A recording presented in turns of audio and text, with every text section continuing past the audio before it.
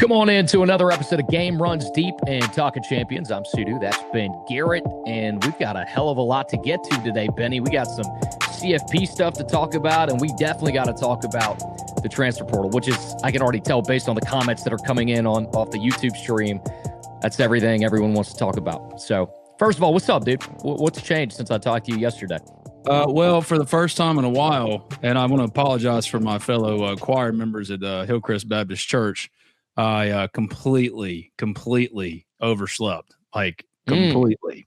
And it was funny. I set my alarm this morning to get up and go to church for I was going to skip Sunday school. You know, Dale Manning, my Sunday school teacher, he's the best. I'm like, dude, I'm sorry. I was planning to skip out today, but I thought I had it set for like 9 o'clock easy. And sure enough, it came and went in Sudu.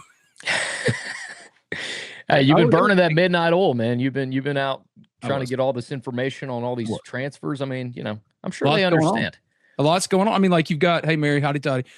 You've got 4 commitments already for Ole Miss out of the transfer portal. And this is a very busy transfer portal Sunday for Ole Miss in terms of hosting visitors. It's kind of wild because Ole Miss leaves out. I asked Pete Golding about this yesterday. They leave out 2 days before. So Monday, Tuesday, they're leaving out to go to the Fiesta Bowl. They play on Thursday, which doesn't make any sense to me. Come on, Ben. What did I do this time? Are they talking about you oversleeping?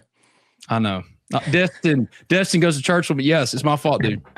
I blame myself. Well, hey, in my defense, my wife and kids, you know, they weren't going today regardless.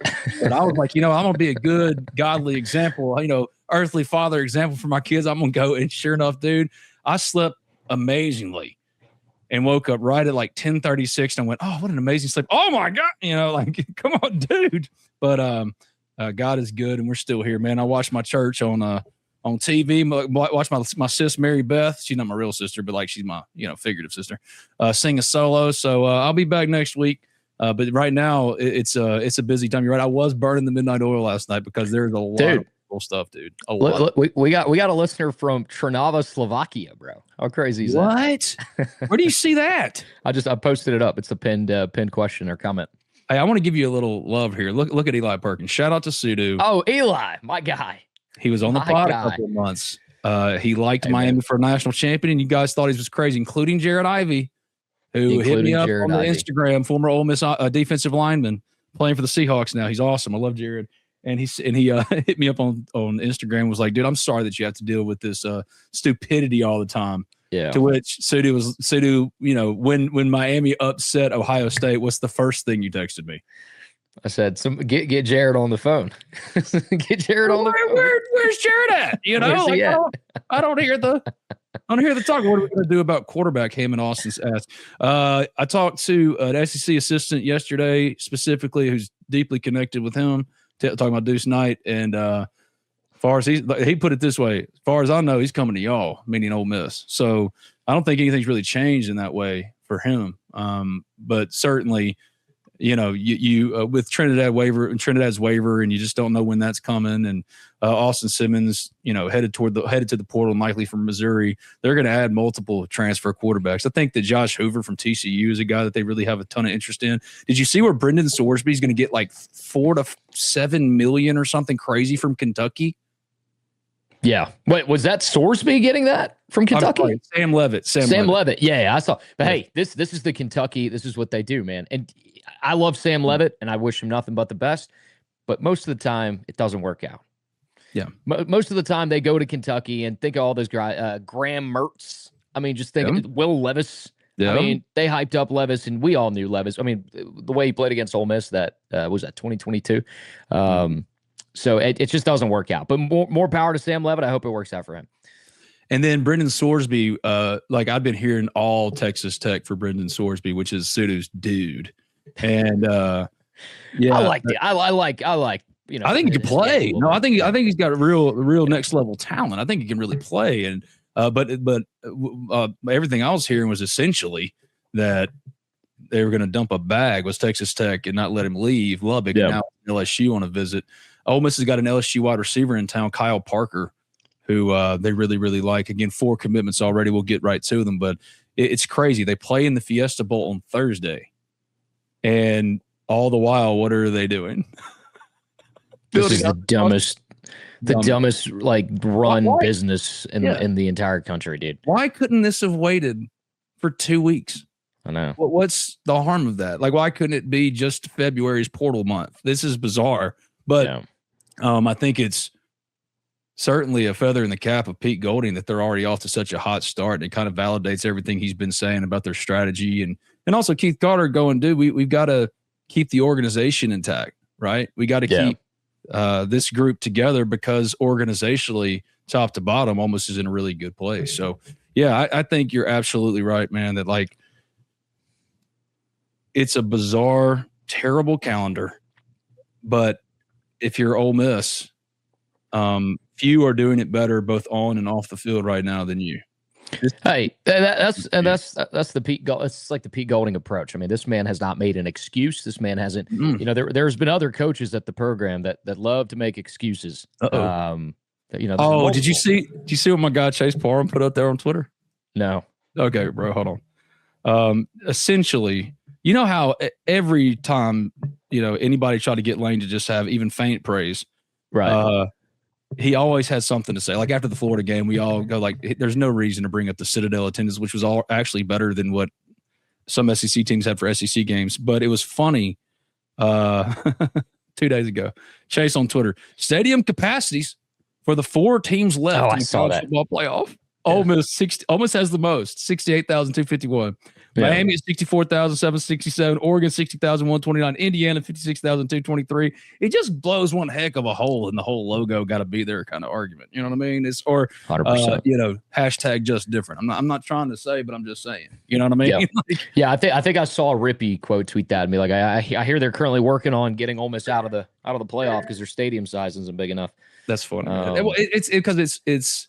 And all this coaches stuff too, like Kevin Smith hanging around and wanting to coach through it. Charlie, I mean, we told y'all on the post game, the drive home with me and Brad, brought to you by B&A Bank and Riverland Roofing and Drew Moke of USA Benefits Group and Alan Samuels, Chrysler Dodge Jeep Ram of Oxford, the Hearn Law Firm, Built Different Fitness. So many who have allowed us not only to get to New Orleans and be live with y'all, but now we're all going to Phoenix. Like I'm booked. Like between when we talked yesterday and now, I love to hear that. Which is crazy because I went on the Ole Miss Spirit message board, OleMissSpirit.com, FID13, sign up today, 50% off right here and now as long as Ole Miss is in the playoff. My Ole Miss Spirit peoples came through. I didn't ask for any money. I was genuinely just asking, like, trying to make sure it was okay with people. They wouldn't be disappointed with me that I wasn't going to go.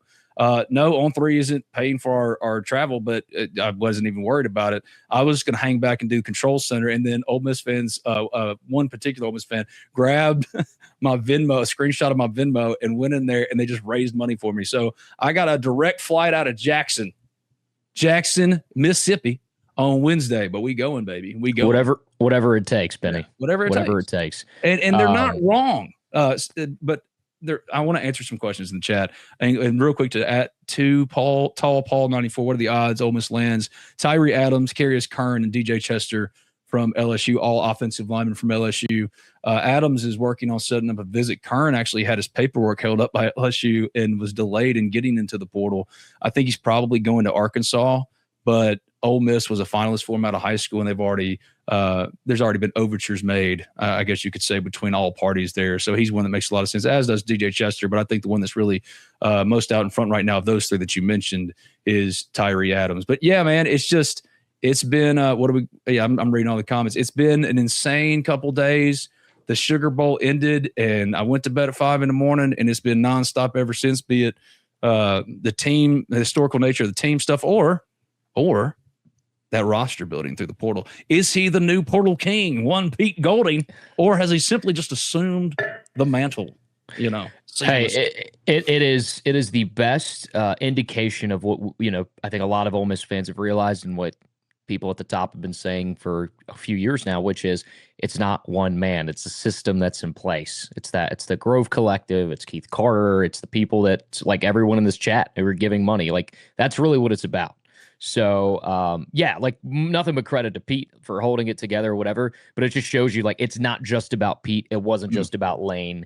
It's about the system that they've built. But it's such easy rage bait though on Twitter. Oh, no doubt. No doubt. And look, hey, you can call the man the portal king. I mean, look, he's got four commits right now. They're sitting, in a good spot. What would we be saying if it were Lane, if the shoe was on the other foot. But no doubt. Funny. No doubt. I wrote a story with quotes, and it's just facts, but it was total rage bait. The LSU fans just ate it up. I've been called fat boy Ben. I've been called, dude pissed down his leg, Ben. And like, y'all fell for it hard, bro.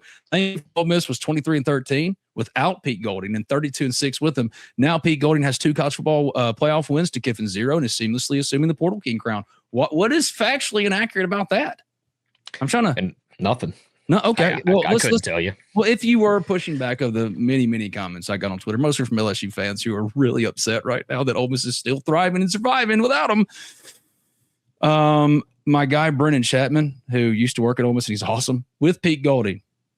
In 2022, 5-5 was Lane Kiffin, 21-10-3, 22-8-5, overall 23-13, 4 and 5-star recruits, 4 in 2020, 8 in 2021, 15 in 2022 for a total of 27. With Pete Golding, 11-2 in 2023, 10-3 in 2024, 2025 was 11-1, overall 32-6, 4 and 5-star recruits, 17 in 2023, 18 in 2024, and 21 in 2025. The math don't lie. Yeah. But we're not saying that Pete Golding's better than Lane Kiffin. We're just simply saying what we thought was true is bearing out more and more. That, yeah, man. I mean, it's more about the we instead of the me. Hear any news on Caden? I guess you're talking about Caden Lee. Is he hurt? Oh yeah, he's hurt, but he's gonna play. I mean, you ain't gonna stop Caden Lee from playing. He's all of them are hurt. All of them are banged up. Keywan's hurt, but you ain't gonna stop him from playing. My question is Caden Lee going to be one of the next announcements as far as retained players or not? And I know that Georgia, among others, have already pre-portaled the shit out of him. So forgive me on God's day for going ahead and dropping shit. But you know what I'm saying? Like, they've already come after him hard, and he's not the only one. I mean, but Ole Miss is doing so far a good job of not just getting players out of the portal, but retaining them. I mean, they're going to be more than enter. Make no mistake about it, for either their own decision or because they, everybody needed to move on, or everybody needed a clean break or a reset. But the only two so far in the portal for Ole Miss are Austin Simmons and Dominic Thomas. Yeah. I would love to have him back, obviously. I thought he might have been talking about the I guess Caden is with a Y, right? I was thinking of the LSU running back that's in the portal. It could be. Durham. It could be. I also had the same SEC assistant who said that Deuce Knight was, like, as far as he knows, he was still coming to Ole Miss. Same SEC assistant told me straight up, he was like, yeah, but Keywan Lacey's going to LSU. I don't know if I buy that right now, man. I just don't know. I think that's what we thought a week ago. And then I just feel like the longer you get into the playoff, and I mean, if you get to Miami here in a couple weeks, I really do think that makes a difference, right? Like I don't see if he can win a natty at Ole Miss or get there in his first year. It's like, what are you chasing at that point? I have heard that he really wants a Heisman, and he believes that if he has the LSU logo on his helmet, and this was a few weeks ago that I heard this. Yep. Same. Exactly. That he thinks that it'll help his case to win a Heisman. But, it's like, bro, you're going to go play for the same guy that literally did everything in his power not to help you win a Heisman. The first go around. If anything, when you were getting the Heisman shine, it was that old man who told that joke. I can't remember. It's like, don't forget about me today. It's Anthony Jeselnik, on the whole, like a day of a tragedy or something that happens or somebody, whatever. And it's like, oh, sorry, but like, don't forget about me today. Oh, what a terrible day. Like that's what Lane was like for anybody that tried to suck up any kind of oxygen in his orbit. So, but I don't know. I don't know what Keyon's going to do, but when it comes to transfer running backs, Ole Miss is already in on Wisner from Texas. And I think he has Ole Miss has a real opportunity to land him. I'm going to touch on a lot of this different stuff because Dirty Bird isn't wrong. I was posting at 1 a.m. Yeah, man. I mean, this is the busy time. This is when you work. You know what I mean? No doubt. But if you go to the Ole Miss Spirit, I kind of wrote up a cheat sheet on different players that you might be interested in. Number one, Ole Miss has received commitments from Auburn, DB, Jay Crawford. And I heard about Jay that he wanted like $1 million from Auburn. I don't think Ole Miss gave him $1 million or nothing, but he was a wanted man in the portal. That was, to me, so far probably the biggest. Like, he feels like the most surefire pickup. Crawford does. Yeah. And Deuce Knight was always like, put on "That's my brother" on Instagram. Yeah. And Deuce is showing, at least on social media, he's very much indicating that he would like to be in Oxford, but without saying it outright. Which follows what I've been saying and telling you guys for a while now.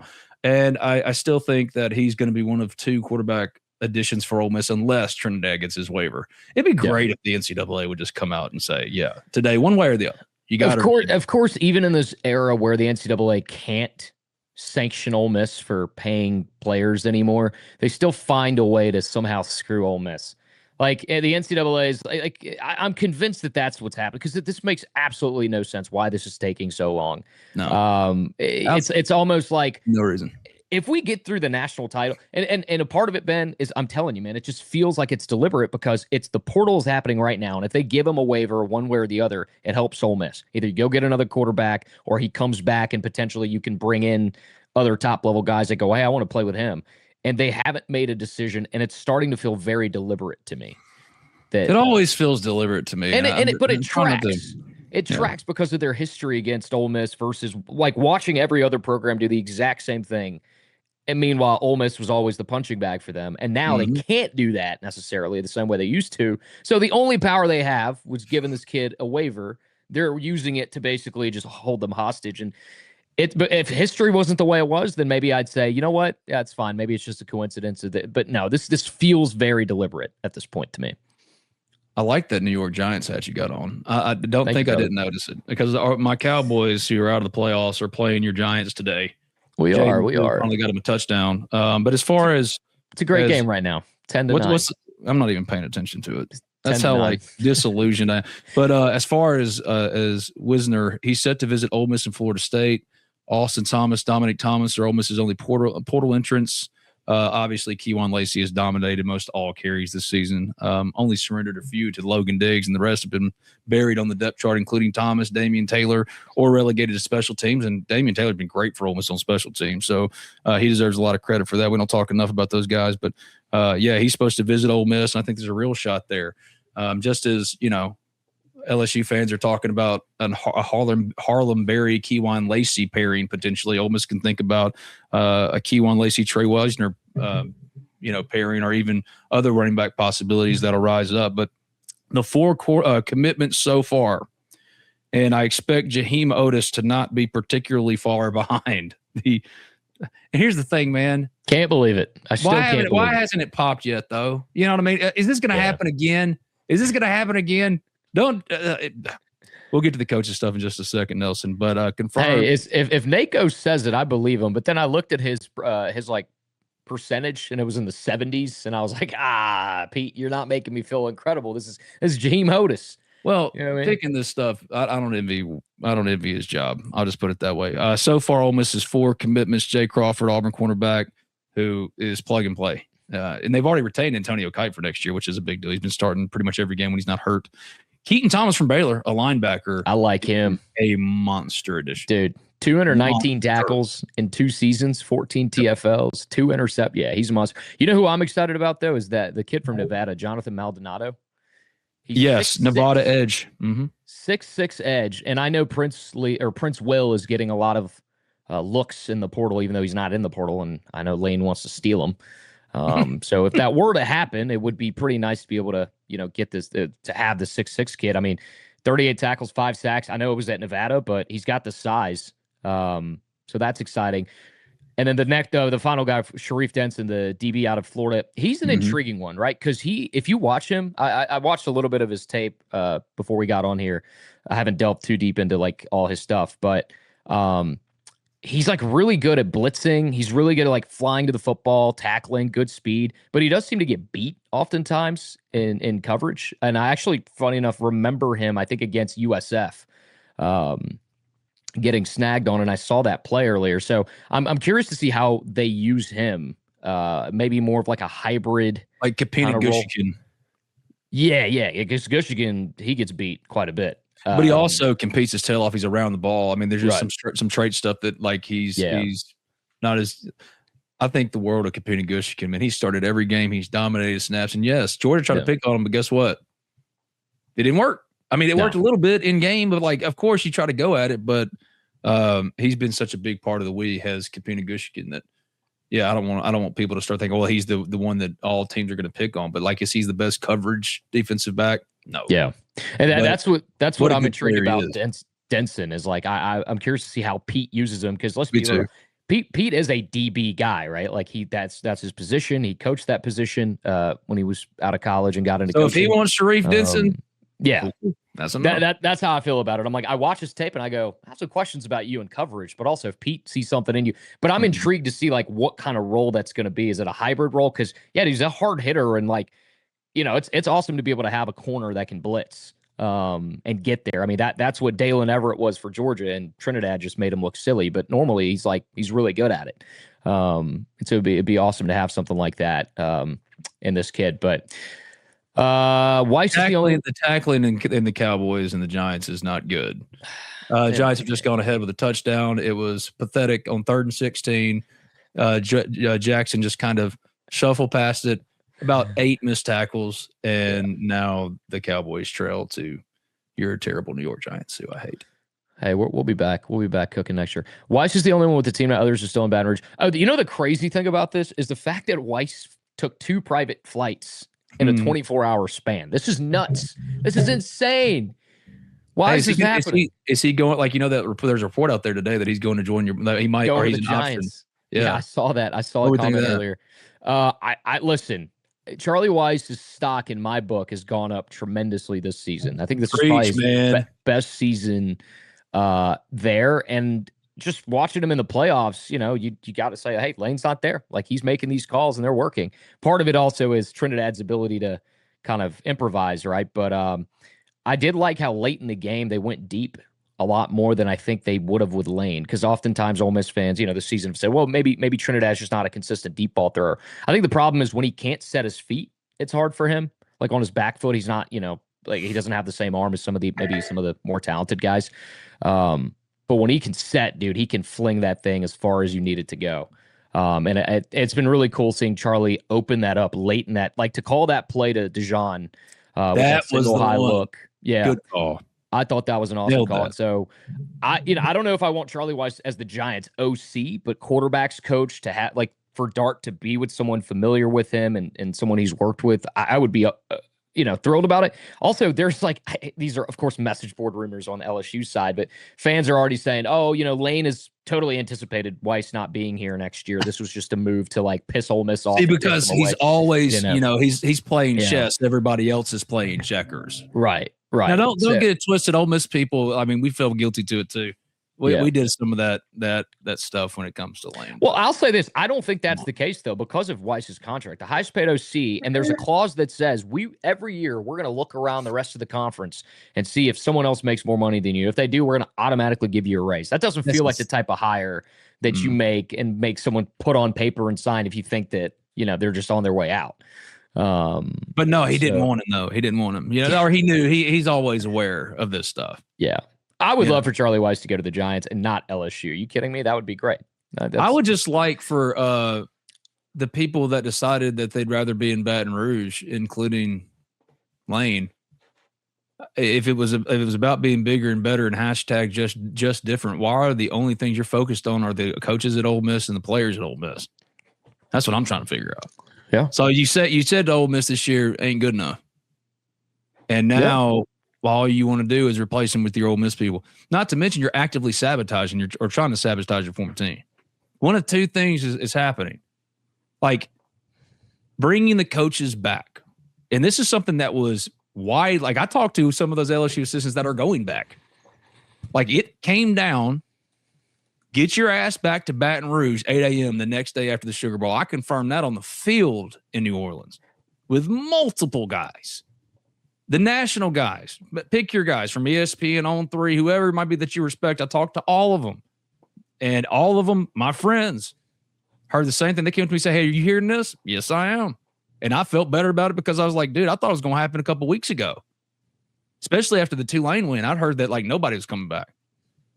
And as far as I know, Chase reported that Kevin Smith isn't going to be back this week, but now Kevin Smith saying he's going to be back in their report. You know what I think that was him feeling the pressure and the shame. That's the one thing about Kiffin and I guess maybe members of his staff, is that they don't do too well with outside criticism.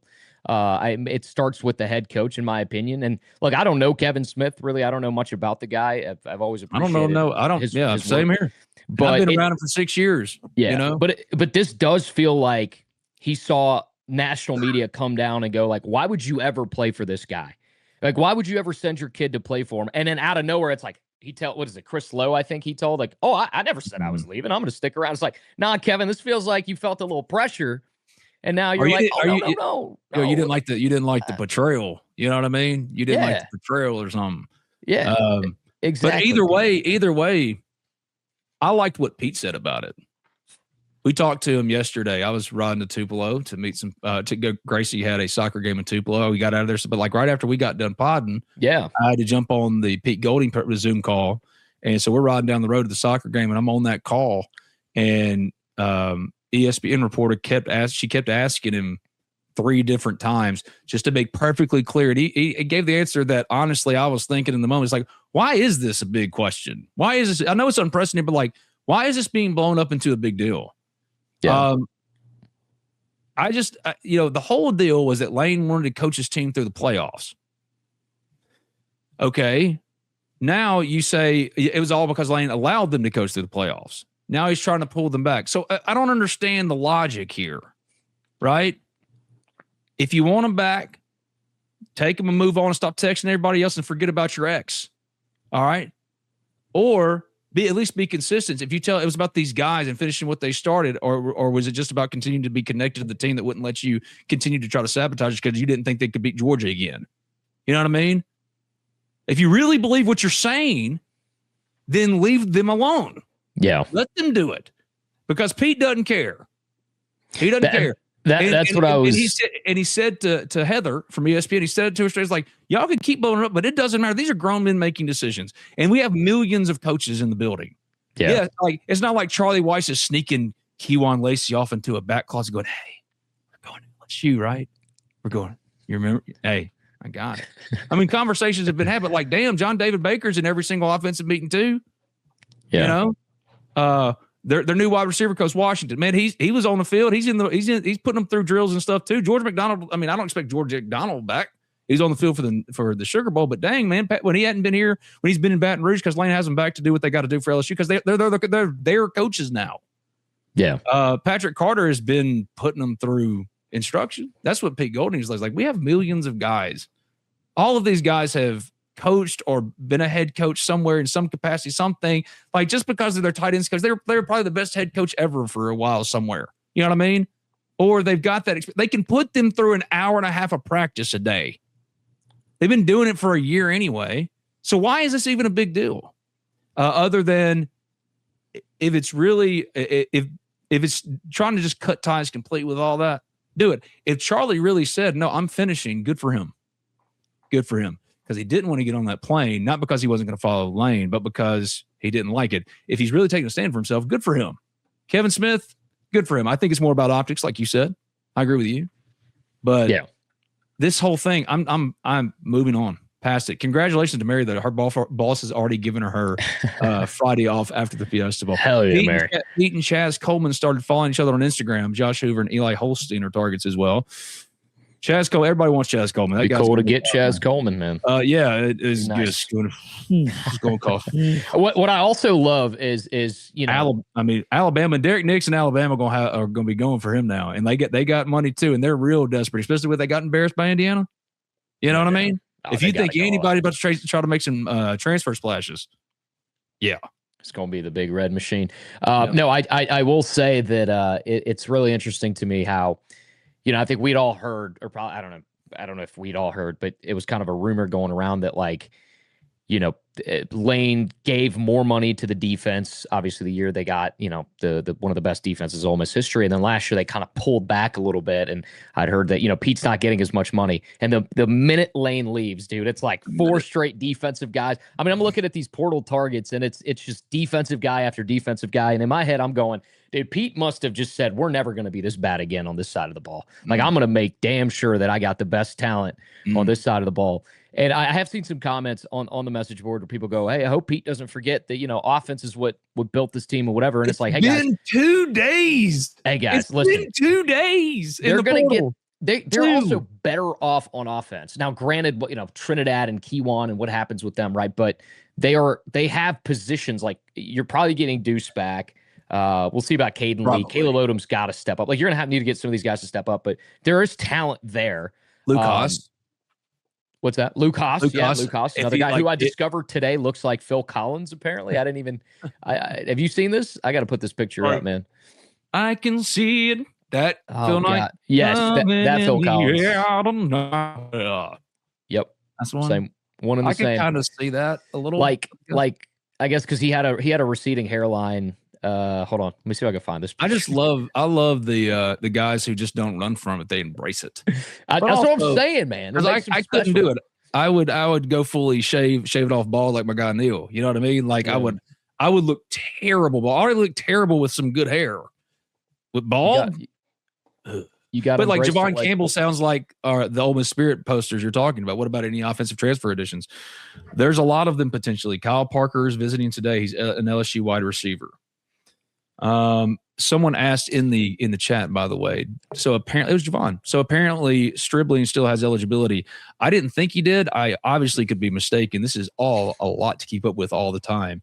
Either way, he's going to the NFL, and he is going to be a 10-year NFL vet. He's the next big receiver from Ole Miss. He's awesome. And replacing him and Harrison Wallace is at least what they're going to have to do. Caden Lee's hearing from Georgia and others. I know Ole Miss has been actively negotiating with him. Caleb Cunningham told me on the floor on the field at the Sugar Bowl, I ain't going nowhere. And this is the second time the man said it to me in different places. I mean, I've known Caleb for a little while. He's a good kid. If he does, I'm not going to begrudge him of it because I understand something probably an offer presented itself that you were not anticipating. You got to do what you got to do. But hey, is that Phil Collins or Luke Haas, dude? Oh no! Holy. Hey, from now on, they better be playing Phil Collins every time that kid scores at the Vaught, man. I can see it. Oh man, oh my! It's the perfect. He's got the hair. Uncanny, dude. It's just the hair. It's the that's nuts. My buddy Josh Clemens from childhood. For life, brother. What's up, buddy? How you doing? Difference being, Josh. They have a good coach now at Kentucky instead of Stoops. That's true. They got Oregon. That is true. Stein is there. You're absolutely right. I loved that hire, by the way. Absolutely loved that hire. Well, like sneaky, one of my very favorite hires. Yeah, like I think that we can win. And I don't know if Sam Levitt's a good quarterback. I don't know if I'd want to pay him $5 million, $6 million. That is a lot of money for Sam Levitt, but I think he's a good college quarterback. I'll give him that. Was it? Oh, and other offensive additions. I got to get my camera back. I keep like hitting my mic and shaking everything. What about other offensive transfer additions? Ole Miss or Jace Brown, the top wide receiver in the portal from Kansas State, who had almost 2,000 receiving yards, 13 touchdowns with the Wildcats. Told on 3.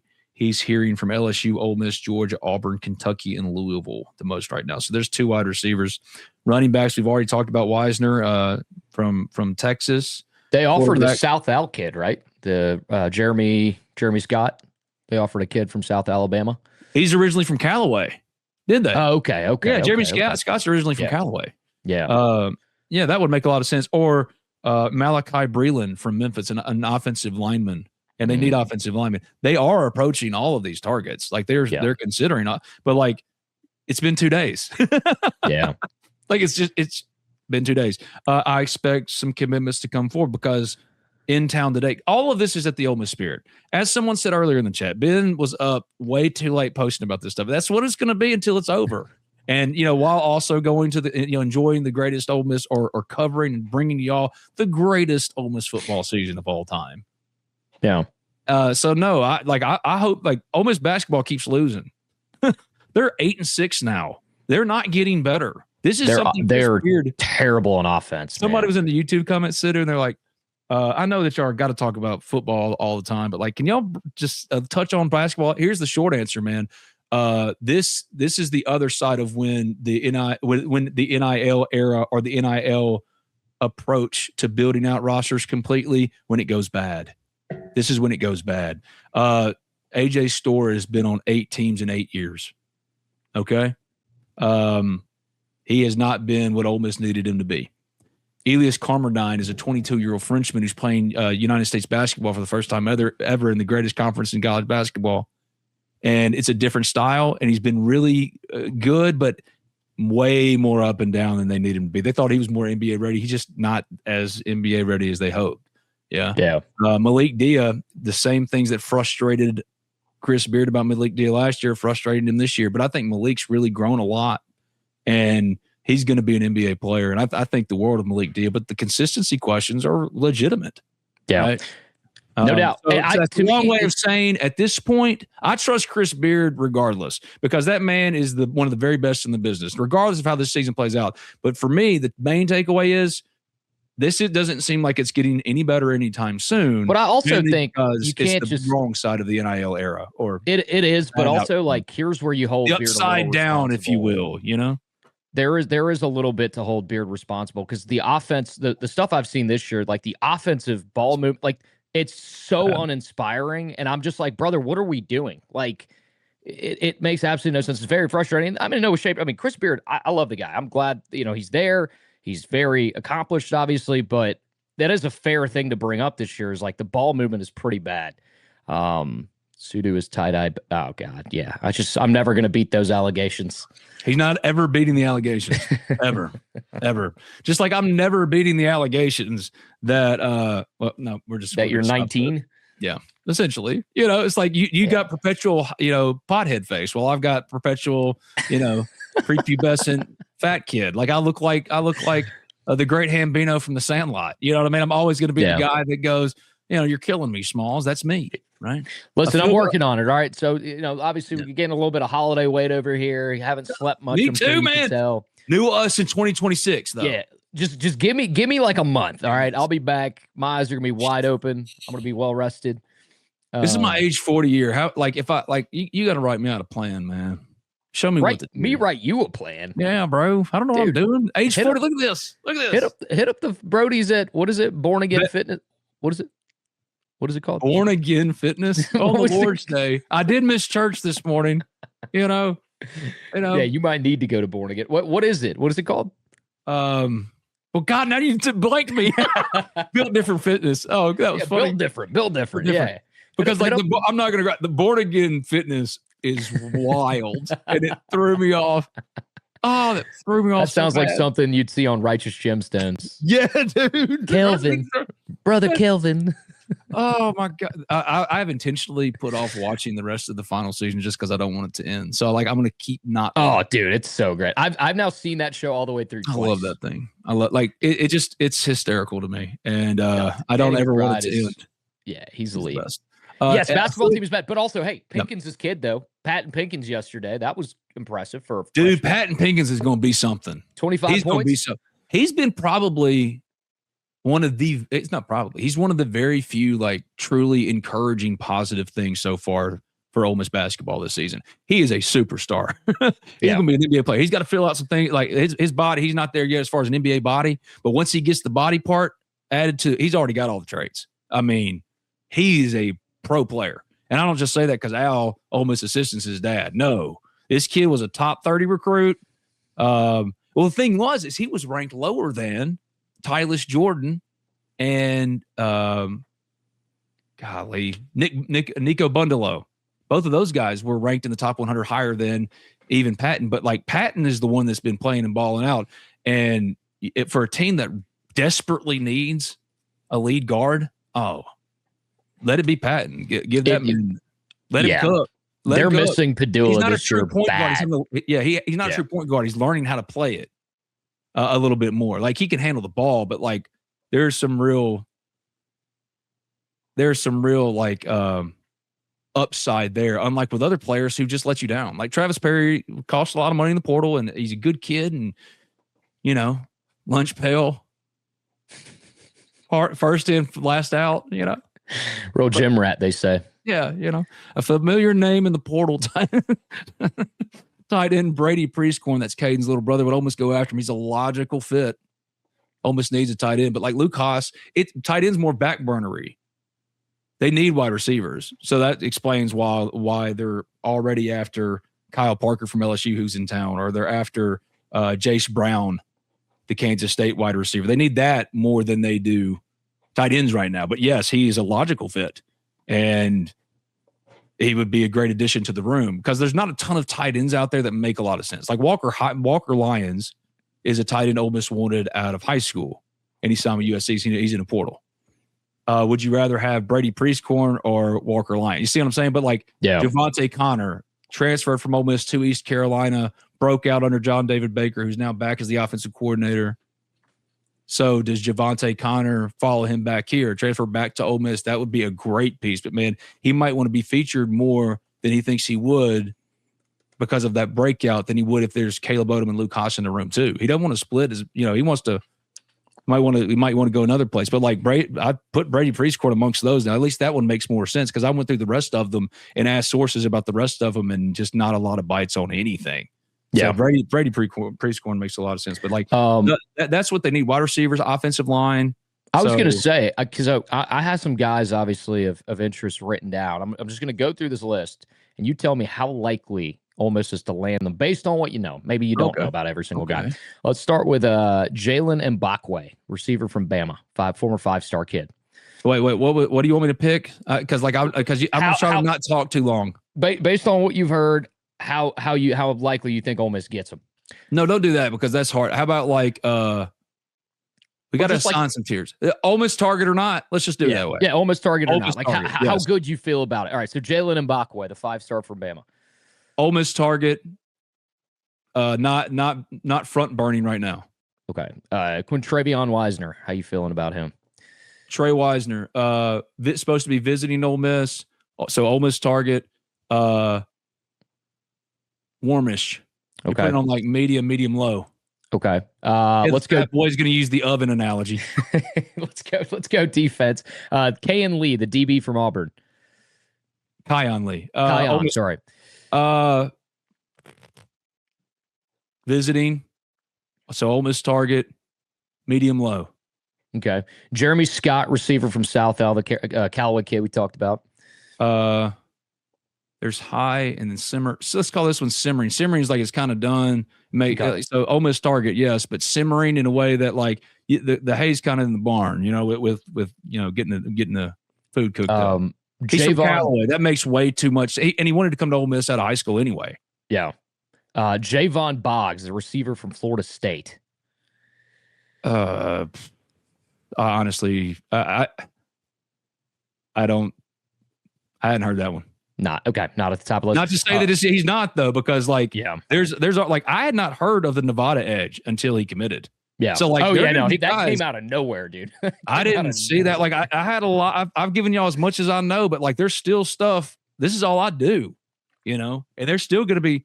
And I love coaches who like some guy will commit. I'm like, where the hell did that come from? They'll just write back like LOL, dude. Like sorry, bro. It's some of it's like it's a one phone call happens in a 2-hour window. So Boggs maybe, but I hadn't heard his name yet, so that doesn't mean anything. So don't say that's not a target. I don't want to say he's not. No.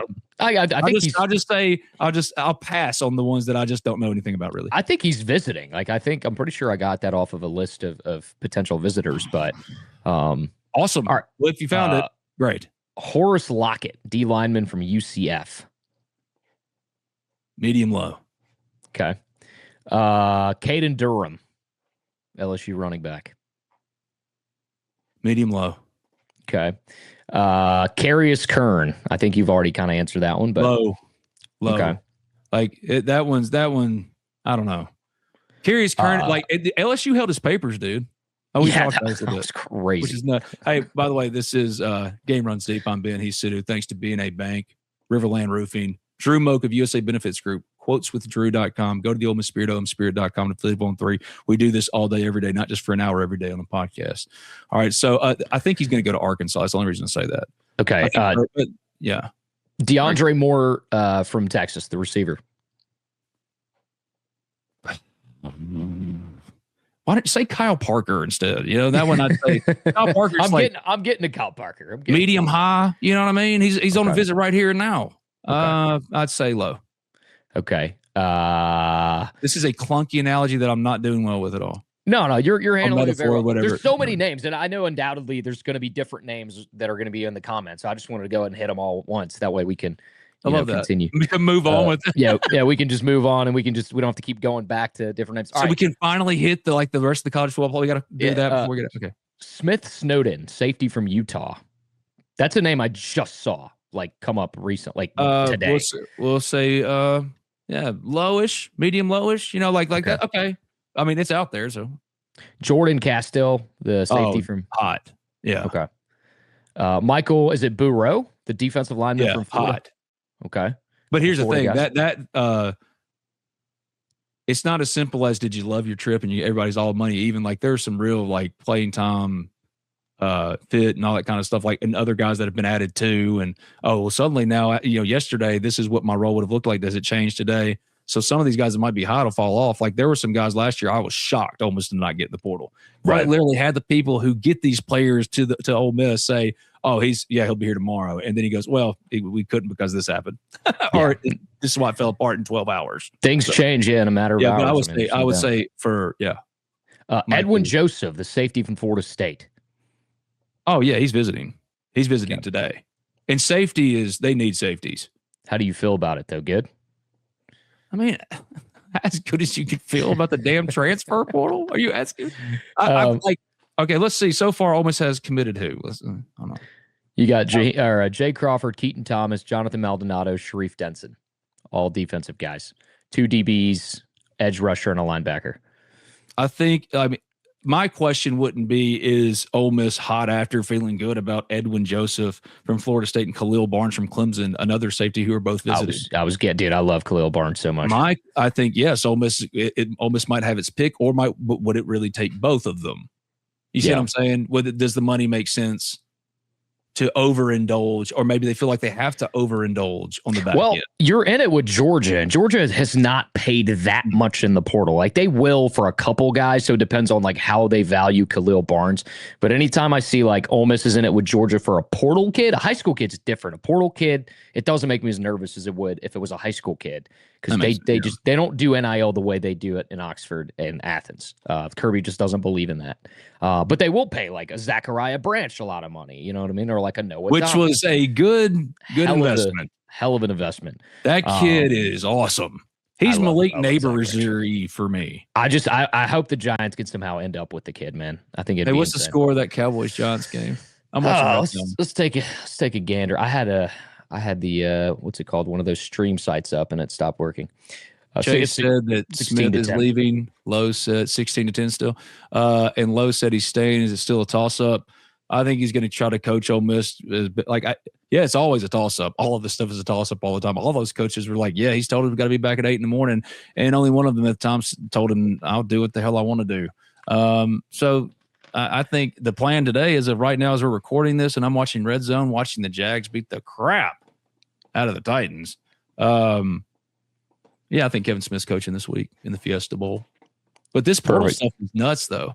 And here's the part we haven't really considered, right? Everybody's worried about get those coaches out of the building. I mean, all these people have been saying that. All of these people. What about how this might be affecting, or maybe Lane is legitimately upset because it is affecting their efficiency and ability to really go after the only portal window, and they need players, transfer players. It might be impeding that because that duality isn't just screwing with Ole Miss. Have we considered that at all? There might be some desperation on that end too, and that goes back to the calendar. And that is no one's fault but those idiots in Indianapolis. Sorry. Killing it. Shout out my dog Jack right here, man. I do know Ball Jackie. You know that. He knows, but I'm gonna tell y'all, man. I'm assuming that's my boy Jack. By the way, this could be something completely different. Well, he's your guy now. It's my guy now, dude. It's your guy now. Anybody else? All right. Anybody else? And then we can do our college football playoff. Anybody else? Anyone else? Let's see. Malachi Breland from Memphis. Yeah, he's originally from Laurel, and he's visiting. So, yeah, feeling good. You said Kyle Parker. You don't ask me if I'm feeling good. I'm not. Whoa, that's what you're doing. You. That's what you're doing. It's just based on, it's not saying what Ben's prediction is. It's based on the information Ben has had or any chatter he's heard. How he feels. I think that's all. Ole Miss needs linemen. It's got to replace both of its 2 tackles. ECU starting left tackle, who was all conference last year under John David Baker. He's in the portal, and Ole Miss needs a left tackle, but they might be aiming a little bit higher potentially. Because again, it's not just, he played for him last year at ECU, bring him back. Guys, born again fitness is called. Yes. No, that's actually the most accurate thing ever, Matt. Can I say it though? Because all I've ever thought is CrossFit is a cult. You know, I want to drink the Kool-Aid with y'all, man. If that means I can see an ab and finally get a tricep or 2, brother, I will come join. Bless you, please. I'll say, dude, one of my really good. Born Fitness is hilarious, but Built Different Fitness met, I think it's Bill at Manning's, which was disappointing, but at Manning's, and he was encouraging me. He went, "You got a free membership, man. It's just about consistency. All right, just get in there." And I'm thinking, yeah, but so early in the morning, I love donuts. You know what I mean? Yeah. But yes, CrossFit that's good. Whew, that was good, Matt. Good stuff, Matt. That was best joke of the day. Best joke of the day. Pritchard Walker. I'll feel better when we have some clarity. Yeah, Pritchard. I would love to know who the quarterback's going to be next year. I'm sure the coaching staff. Yeah, I'm sure the coaching staff 100% feels that. Jackson Dart just dropped a dime on my shitty Dallas Cowboys. Let's go. Yeah, that defense is atrocious, man. And they have actual talent. They're terrible at the second level. I love how y'all just released Trevon Diggs because he wanted to stay an extra day with his family and wherever y'all were playing. Hilarious. Well, Jerry Jones is nothing if not petty, and Matt Eberflus was his pick. Imagine being the head coach and not getting to pick or hire your defensive coordinator because it's one of Jerry's guys, and he went and got Matt Eberflus. And Matt Eberflus and Brian Schottenheimer were both at Ole Miss for Ole Miss Pro Day, and great guys. Said hello to them, excited about the future. Told Brian Schottenheimer, hey, told Jerry it was a joke. And obviously he didn't. I was like, hey, tell him to re-sign or trade for George Pickens. Me being dumbass. And it's not disrespectful. He's one of Jerry's guys, and they've been historically bad. But rather than fire him mid-year, make a change or anything to try to, this is a playoff roster. And Dak played it at MVP level. Dak, here you go, State fans that watch or anybody. I will defend Dak, Rain Dakota Prescott until my dying breath. This is what you need. This is really what you need in your life. Your best friend, Lane Kiffin, as the head coach. Could you imagine the texts back and forth between you and old Lane, dude? I'm not going to lie. That'd be amazing. That'd be incredible. Maybe you guys... Look, I can think of nothing I would prefer more. Because I don't want college football to fall into the nihilism that is the NFL. It's just a corporation, just out there making all the money. It's about them. It's just a big business. In college, it was about us. It was like our group against y'all's group. And yeah, y'all suck. No, you suck. It's just fun, stupid, almost sibling-like rivalry. You know what I mean? And a lot of the spirit of that is gone. But damn it, if at the Sugar Bowl parade, bro, when the Ole Miss band was playing the Georgia band, they were friggin' awesome. And people were lining the streets. And yeah, a lot of them had their phones out, but most of them were just partying with each other, throwing beads to each other. Yeah. And fellowship. And I was like, damn, this is what the spirit of the thing used to be. You know what I mean? Yeah. This is what college football used to be. I mean, right there, that's a freaking newspaper clipping of Eli in 2001 beating Bama, man. I used to cut them out of daily journals. Yeah. Dude's going over against, show them, dude. Have I showed you this? My buddy's brother made a Trinidad figurine for me. Look at this. Look how and he's on a surfboard. He's on a Trinidad flag surfboard, dude. What an incredible touch that was. Yeah. I applaud. Hey, tell him to mass produce it, and we'll sell it in a merch shop with all the hoe merch. I'll let him know, man. He makes a lot. He's also the guy that got me. It's very appropriate for the portal, actually. He made these hats. Oh, that's fantastic. Bagman. So I have a Bagman hat that I just kind of I'll pop out every now and then. I want to shout out when we were having my family and I on the way out of town, we stopped at Lucy's, which I love, and right there in the quarter when I used to work there. Yeah. Because we're not getting that done, not about me, but it was delightful, and my kids had a wonderful time. and actually met William Liston and his family. And my family's running in, by the way. Heck yeah. And his daughter, Mira, she was so kind and had a little dog, but also a hat that said F you Kiffin. And Grace, she was like, oh, I like your hat. I was like, no, it's for forget you, Lane Kiffin. That's what it meant. She was like, sure, Daddy. Sure.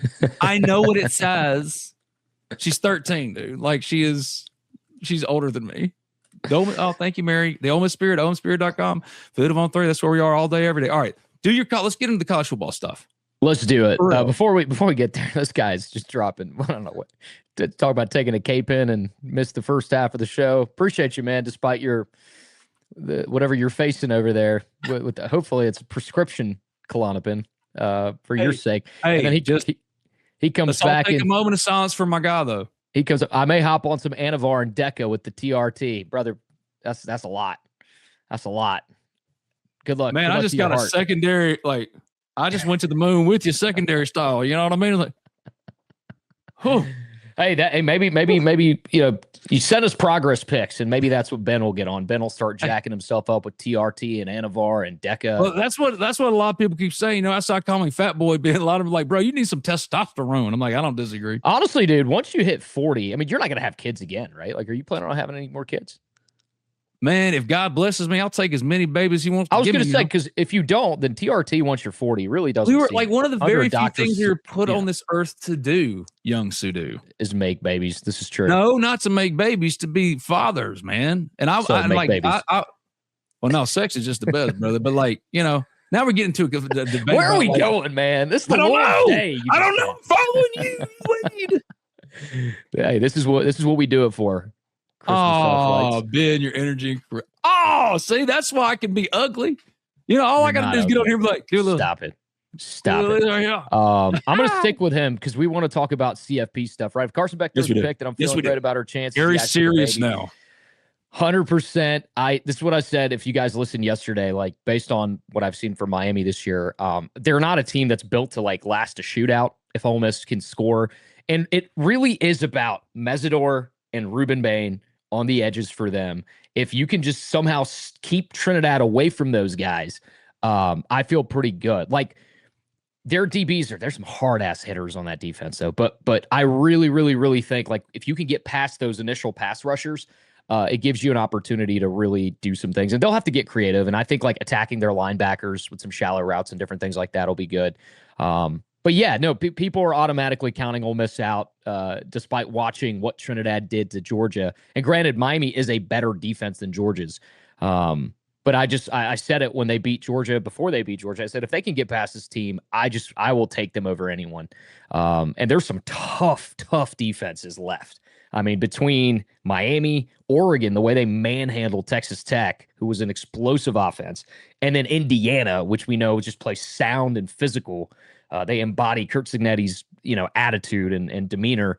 There's some tough defenses, but as long as 6 is your trigger man, dude, I think you can win any of these games personally.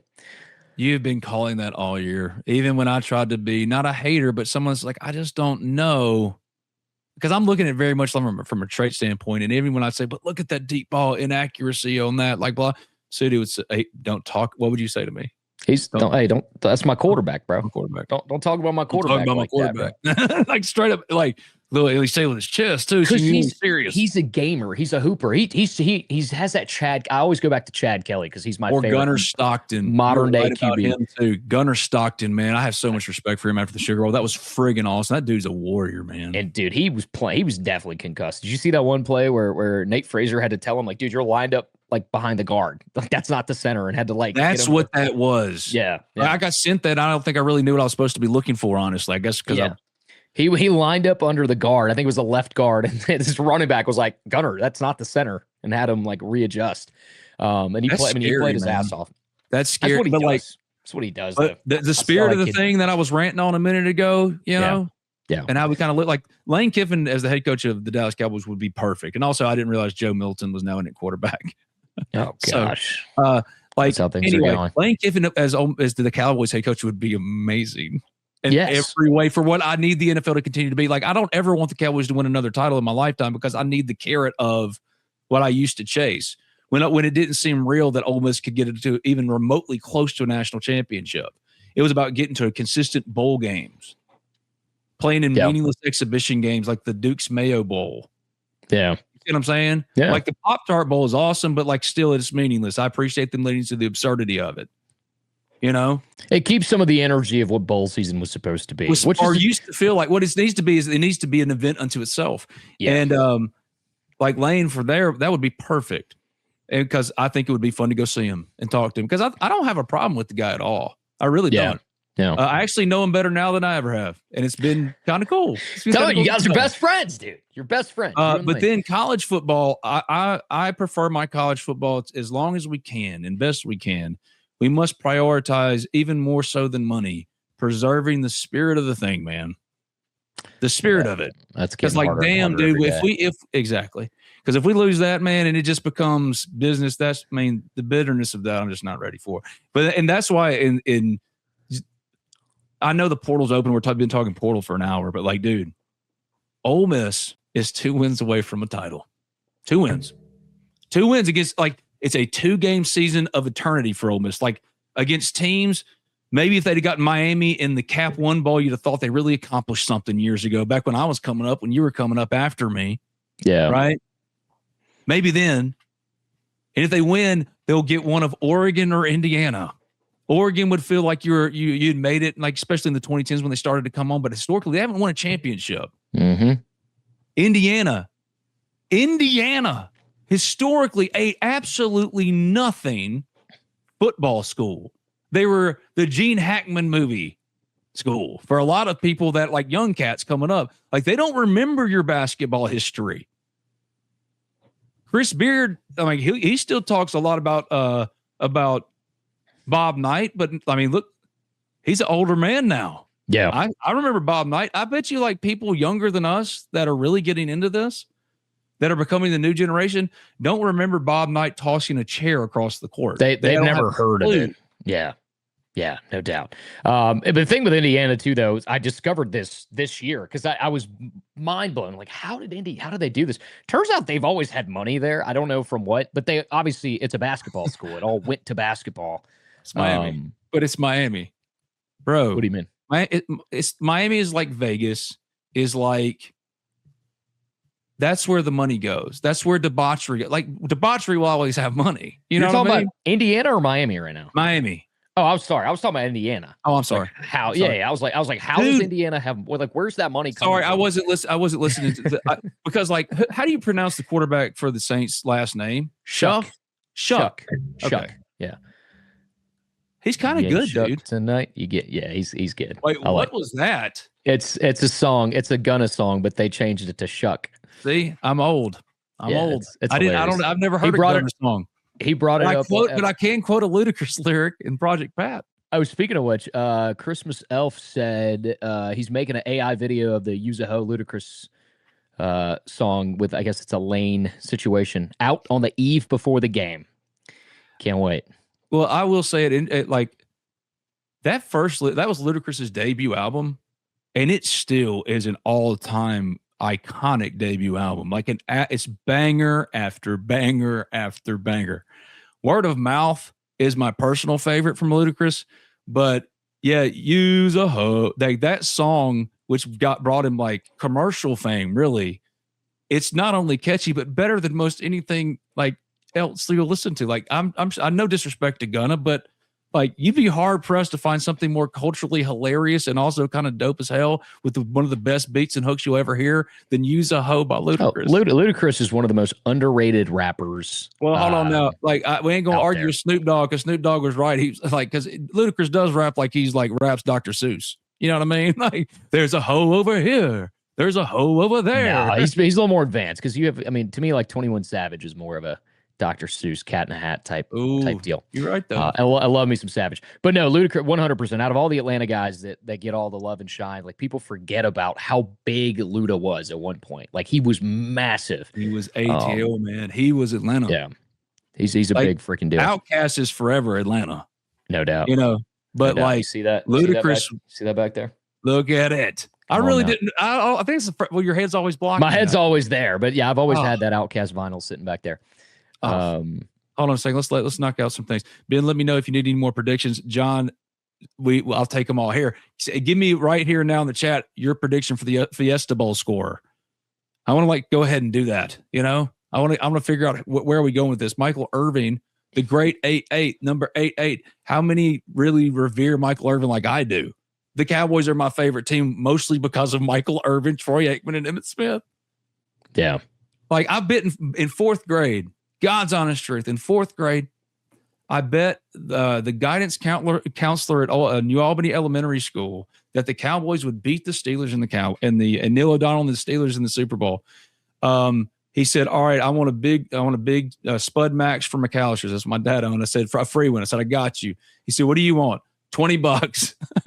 And the Cowboys won because it was Neil O'Donnell and the greatest football team to ever exist.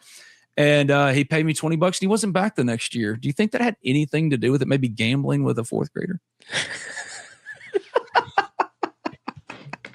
That's actually hilarious. I used to make bets with teachers, I feel like, Did they pay out though? Yeah, it'd be like something in the lunchroom. It'd be like, all right, if you do whatever, Hey, this man gave me a crisp $20 bill. Thank you, Mr. Glenn. Oh, yeah, forever remembered. It'd be like, I'll get you a ice cream bar at lunch or something like that. But sorry, I had way too many ice cream bars at lunch, bro. Oh, speaking of Michael Irvin, dude, you'll get to meet him as long as he's on the field 45 minutes before kickoff. Shit, I didn't even think about that. You'll get to meet him. Every Ole Miss fan that rallied completely unbeknownst to me until I went, what is going on? And I saw it on the board at the Ole Miss Spirit. Sign up today with that QR code. Scan it. Join us right now because 2 games left and you can get 50% off an annual sub. We write and talk about this stuff as they've talked about in the chat. I was up until the very early hours of the morning. Brad Logan, the Lego Hair King almost. He will, but now we'll both be on site reporting. Brad's got perfect hair, man. That thing, it don't move, bro. I don't know what kind of product he uses. That thing's pristine. I don't remember what I was going to tell you, but yes, meeting Michael Irvin would be insane for me. Yeah. And because of all those people that raised that money at the Spirit, they just out of the kindness of their hearts, they just went, Ben, no, you're going to the game. I'm like, oh no, it's cool. He said, no, you're going. Yeah. And I love that. Made sure I went. And so I'm going. And I didn't even think until you just mentioned that, dude. Yeah. That yes, Michael Irvin's going to be on the sideline, man. Dude, you'll get to meet him. So that's going to be crazy. Well, I hope my credential gets me on the credential stuff can be complicated. Maybe pregame, you think they'll let me down there and just because I was because I think hey, give me a picture, man. You're the best. There's that period that you can be out there having covered CFP in the past. There's a humble brag. Well, you have too though. It's not like I'm bragging, But dude, I covered Tulane and then the Sugar Bowl. Yeah, that's CFP. But there is a period you get to be on the field, but it's not like a traditional game. So I think you have to be off 45 minutes before kick or something. So I'm sure Irvin will be out there, shaking hands. Herbie and Fowler calling the game is elite. Even though I love Sean McDonough, I think he did an incredible job.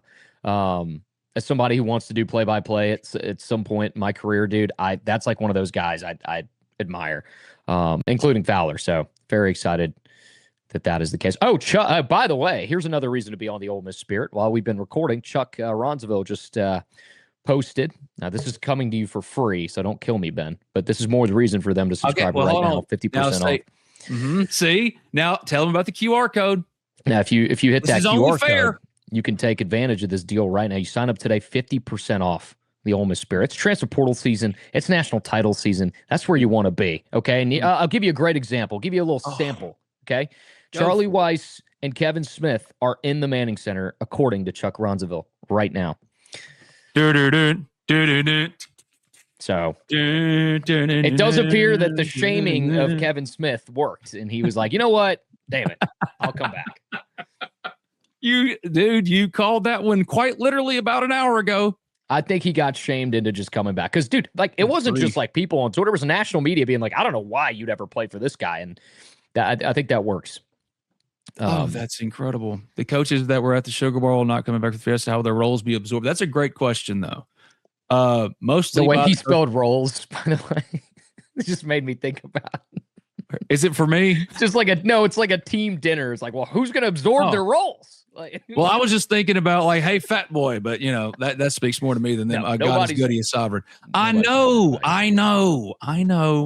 I'm punishing myself. You're bullying yourself right now, Ben. No, I'm punishing because I was supposed to go to church and I had my alarm set and I slept through it because I'm old. I'm in my age 40 years, Sudu. It's frustrating. All right. Good. You're an idiot. How will their roles be absorbed? First, the wide receivers. George McDonald isn't gone, so taking over for him will be Patrick Carter. Carter. Sorry.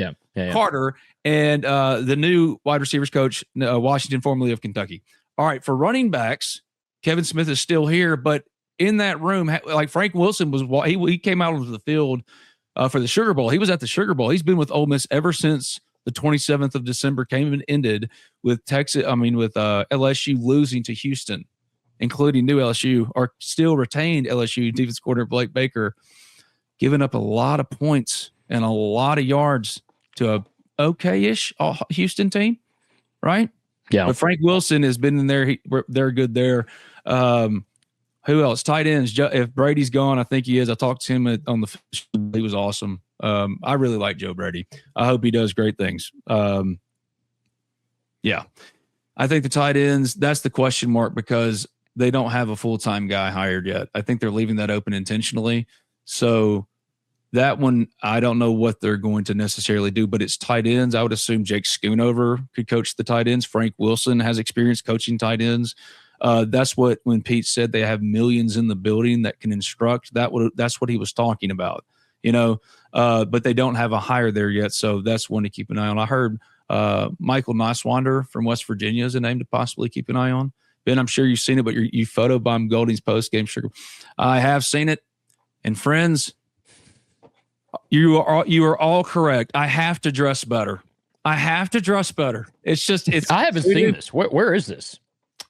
I'll send it to you. I'm just walking out there like, oh, this is so fun, man. This is kick ass. Dan, dan, dan, dan, dan, dan, dan. Like, here's Happy Ben Garrett. Just like, oh, this is great. You forgot the wood went in the back. Yeah, you would have known it. You can't do the fight song without it, dude. Come on. It's true, though.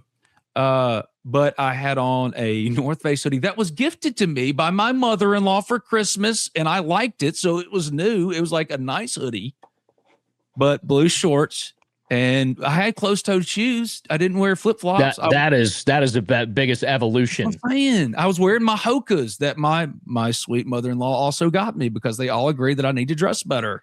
But then the combinations, I think I'm just absolutely, I don't understand how to put anything together. Like, honest to God. And so, like, my best friends have finally gone, dude, take the jacket I got you, put it with your Sunday school pants, and, like, put a collar on, dude, and tuck it in. But what about my face? Shut the up, man. Put the coat over and then the belt. So, yeah, I have seen it, and discussions are being made, and my wife has vowed to dress me better. So I don't think there's anything wrong with the way you dress, Ben. I think this is all being blown out of proportion. Let the man just embrace his swag. Okay. All right. So what is the Vikings Packers game? Does that even matter? I don't remember. I'm not going to lie to you. How much does that matter for anything? I'm not going to sit here and lie to you. I don't think it does matter. Yeah, I don't think it does. I don't think it does matter. Yeah. Hold on. I've been distracted the whole time because I love watching NFL Red Zone. It preserves the spirit of the thing. I don't want to watch your commercials. Just flip over from every game. No, don't make me sit through a 2.5 minute timeout. And I used to be one of those like people that was like, oh God, this is ruining the sport. It's like so like frenetic and crazy. And now I'm like, this is the only way I can watch because the Giants are awful. So like and you don't get them in Atlanta. You don't get Giants games. I don't have Sunday ticket. So I either have to pull up a stream, which keeps freezing, or I can just watch it on Red Zone. It's not like much is happening. This is hilarious, by the way. Your father was wait, remove the comment. What is it? What does it say? Hold on, let me. I got it. All right, you got it. Your father was a highly touted 7th-year college quarterback in the portal. This is where we're at. Man, that man is living the dream, though. Look at him. He got 3 healthy kids. He all has that portal money. Wife. All that portal money. It's all that portal money. All that portal Dang money. right. Hey, if he's a highly touted 7th-year college quarterback and he's made some money in the portal. TJ Finley, there's a reason TJ Finley keeps going. Jaden Rashada transferring again. It's a tradition like no other, man. Yeah. The kid played for Florida oldest basketball. Georgia. Yeah. Crazy. And then the whole Ole Miss basketball, like, why are they bad? AJ Storr, 8 schools in 8 years. Ole Miss paid him good, and they're not playing well. No doubt. Culture matters, and I think that's one thing that Chris Beard didn't anticipate being so poor, was the culture of this team kind of being just not particularly good. Yeah, also, some better offensive game planning would be much welcome too. Is there anything we haven't touched? I guess we haven't really talked about the Peach Bowl. The Peach Bowl's being played. Yeah, Indiana, obviously, and Oregon, a rematch. I don't know how you go against Indiana because Ole Miss has now become America's team after beating Georgia and the way Lane. But Indiana all year has been America's team, right? Everybody's like, I can't believe Indiana football is this good. I just can't go against them. I know Lanning gets another shot at them. And I don't think it will matter, man. I think the way their defensive line just harassed Dante Moore the first time, and also the way Texas Tech's defense played. Let's talk about that a little bit, because that was a game that I anticipated Texas Tech winning. And if there was any semblance of an offense for the Red Raiders, they would have probably won that game. I mean, their defense did everything in there, and everyone looks at the final score, goes, 23-0. It's like, if you watch that game, Oregon was fighting. They went for it on fourth down 8 times, and they got it 4 times, but they had to go for it on fourth down 8 separate times to obviously, stay in the game and beat Texas Tech. But Tech's offense, man, it was such a Baron Morton, like, good God. I thought that guy was good, but it was truly disappointing. Despite the way Oregon looked against that offense, I'm not going against Cignetti's guys in this one. They got weapons. Like we talked about Elijah Surratt last week. I mean, Charlie Becker, like as the season has gone on, has played a bigger role. Omar Cooper Jr. is awesome. And then Hemby, their running back. That's another thing. Texas Tech actually ran the ball decently well against Oregon. And I don't know why they didn't do that more. So I do think Hemby, their running back in Indiana, takes care of business. I'm riding with Indiana, man. I said it was going to be Indiana, Georgia in the Natty with Georgia winning. And now I'm just flipping that to Ole Miss, Indiana in the Natty with Ole Miss winning. But Indiana's going to be tough. Definitely tough for Oregon and for Ole Miss, for that matter. At MA George's, if Wisner, the Texas transfer running back that is visiting Ole Miss, I don't think we know the exact date for the visiting, but there are multiple visitors on campus today. If he comes in, is that a bad sign about Lacey? No, they've got to get a transfer portal running back regardless. They signed a 4-star, and Shakai Mills Knight they still like, but they're going to need at least one transfer, Lacey or not. So yeah. But I think Indiana, you called it earlier in the year, and I didn't question it, but you just called it. Kurt Cignetti's the best coach in football now. I mean, it's kind of hard to argue, right? I mean, like he took over your boy Kirby. Now, Kirby is the best as far as consistency. Hold on. Thank you, hon. My wife bought me in a Buc-ee's cup. Thank you, hon. In a Buc-ee's cup. Emily, you're a sweetheart. See, she did that right there. Thank you, honey. See, God is good. God is sovereign. Said Wisner, you're a Wisner, Harry. You're a wizard, Harry. So that's what I'll do. Let's talk Harry Potter. I know Wisner. See, Wisner. Matt's quick with it today, dude. Matt's been on. Dude, Matt's my dude. You can't get shit past him today. Dude, Matt's with me at the Ole Miss Spirit. That QR code right there, dude. Like he's with me at the Ole Miss Spirit. I'm bad at pointing. And you can join. Shoulder. Yeah, 50% off, like as long as Ole Miss is in the playoff. And you can come join us, man. Matt's there all the time, and he always helps, bro. This stuff is chaotic to remember and try to figure out in real time. But we all do our best. Like we news dump in real time. I hope people realize that like a lot of this you should be paying for, but like not really. I just want you to come hang out with me here. And like let's and I'll say this about this podcast and Talk of Champions for that matter too. It's like, there's some people that charge you to answer your questions, which is a great business model. Like I think that's smart. But sanitary and all three. Cheers, my friends. We don't do that here, right? We just answer questions for free. And the problem is because we don't know, because maybe you need to set up the super chat because we're bad businessmen. Yes. So you guys are benefiting from that. We are creatives, not businessmen, but we're blessed in other ways. Like on Sunday while we watch Red Zone and hang out together, my wife brings me something to drink. This is work. I mean, we're too blessed to be stressed. Like I told you, what God is good. Damn right. No. And all the time, God is good. I do like God is good. Damn right. I like that just as well, my guy. Fire. You know, that's more my speed anyway. Sorry, I was on Twitter trying to see. So we got like 4,000 people on I'm seeing on YouTube. I'm seeing if there's different numbers on Twitter. Oh, it's the same amount. Okay. So it's a total. Must be a total but the count. math always gets weirder once the stream stops. That's true. 4,008. We're still growing. All these people still coming in, and we've kind of wrapped it up. Is there anything else? What do we need to touch that we haven't touched on? Let's hit the questions that have been asked for the people that got in late. All right. Yeah. Now tell me, how do you Shuck Dat? Is that how it is? So it's Shuck. It's Shuck. Yeah. Tyler Shuck. Shuck Dat. I love that. That's kind of dope. I had that game on over there, but wouldn't it be nice if Sorsby signs with LSU, then Trinidad gets his waiver? It would be. I don't think. I just, this waiver thing feels stinky. Ferris State hasn't really helped Ole Miss with the case. Yeah. And I know it frustrates Pete Golding. He said it to me. I asked him, I said, are you surprised at all? And he said, dude, nothing surprises me anymore. He first laughed because I said, I'm not asking you to make the case, but like, is it surprising? And he goes, that Trinidad, the waiver stuff took this long. Nothing surprised me anymore. But like, dude, portal, the friggin' Fiesta Bowl on Thursday, and Trinidad Chambliss, like pretty much that waiver, the dominoes from that are insane for Ole Miss, and they only have 16 days. You see what I'm saying? Yeah. Like they need that. Like you're holding back a business. If now we are all shareholders, if this is just big business, then yeah, dude. Get your ass, like you need that. Should they take them to court? Hell yeah, they should. I think you're already seeing that happen. Like you just need to, like with Tom Mars being brought on by Trinidad Chambliss. Yes. I mean, they're taking all angles. Like they just need a decision right now. Somebody put it on somebody's desk and say, can he stay or can he go? He can't. So they can move on. I believe Deuce Knight is going to end up at Ole Miss in the transfer portal. But like if he doesn't, won't shock me either. Do y'all know how this stuff works? What makes it fun too? Because it's chaotic. It's insanity. There's nothing else like it. I just hope we keep preserving the spirit of the thing. And they need this waiver. They need to know one way or another to see if they need to go swing the biggest of it. Maybe they need to pay $4 million, not for Brendan Sorsby or Sam Levitt, but maybe for Brendan Sorsby if he's really listening. Everybody thought he was going to Texas Tech, dude.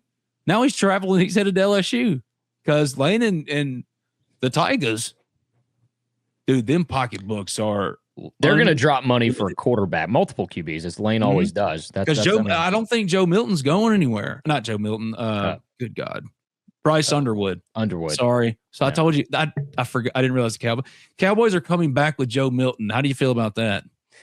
I don't care at this point, Ben. I was happy to see Dart get that win last week because I know just how bad he's got to be feeling because the guy's won pretty much at every level, and now he's in this cesspool. And it ends the whole trade Dart, draft Mendoza. It does, crap. But I wanted that first pick so we could trade it and get more assets.